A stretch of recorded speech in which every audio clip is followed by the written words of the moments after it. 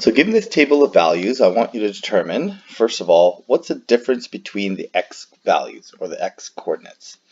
Okay, so what we can do is we can take consecutive coordinates, or we can take, we can jump across like this. I'm going to say there's a change in x is equal to plus 2. So I'm going to say plus 2.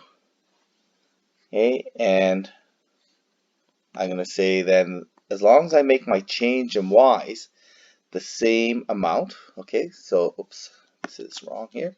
I need to skip one here like this. And I have a change in y is equal to plus 10. Now I could have used 1 and 5, but notice that it doesn't make a difference because when we actually, this is a ratio of change, and we can use any ratio. We can use a large proportion ratio, we can use a small proportion ratio. It doesn't matter because we're going to be comparing this as a ratio of change. So the relationship between the x values and y values is going to look like this, where we really should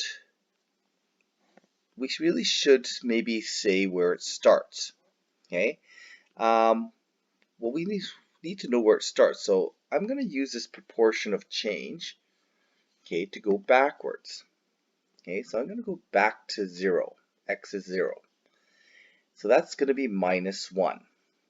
My change in x equals minus 1. What does the change in y have to be if I go backwards like this? So my change in y, if I go plus 1, I'm going to go plus 5 for the y. So if I go minus 1, so in here I go, the change in x is minus 1. So the change in y then must be minus 5. So I'm going to go 5 to 0. Okay, so when I talk about describing this in words then, we need a starting point, and our starting point is a good starting point always to use is when x is 0. So I'm going to start at 0. So I'm going to start at y equals 0, and then I'm going to go up by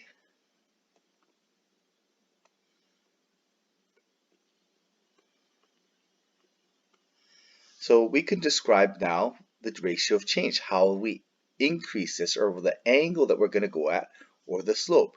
So I'm going to go up like this. I'm going to go up by plus 10 for every, actually I'm going to write it like this, go up by plus 10 on the y. Maybe I'll make that on y for every plus 2 on x. Okay, now we can change this. We can say that this is plus 1 and plus 5. Okay, we could describe it like that. Okay, and make sure that's clear. Plus 5 on the y for every plus 1 on the x. So then we could maybe put this into a relationship, into an equation. So what would this calculation look like? Okay, so the y value is going to be calculated by, well, we're going to start at 0, and then we're going to increase by groups of 5. Well, groups of 5 really means times by 5. So I'm going to write it like this. 5 to 1, okay, which is really a group of 5, times x. Or just y equals 5x. Okay, and that relationship then is going to graph like this. So we start at 0, 0. I'm going to go up by 1, 2, 3, 4, 5, like that. And then along the y, we're just going to go up by 2. So 2, 4, 6, 8, 10. Okay, 12, 14, 16, 18, 20. Okay, so we're going to scale the y like this. And we're going to start at 0, 0. We're going to go to 1, 5, 2, 10, 3, 15. And again, notice that's tracking out a straight line. Okay, and 4 and 20. There's our straight line pattern. We can see our slope as changes in the graph. So there's our plus 5. Okay, and here's going to be our plus 1. There's our ratio of change. And that ratio of change ends up being the multiplier. So this ratio of change of 5 to 1 really is our multiplier, or constant of multiplication. It's going to end up being 5x. So there it is. There's our relationship in a table. We put it in a graph. To be able to describe the relationship, what we did was we went back to 0.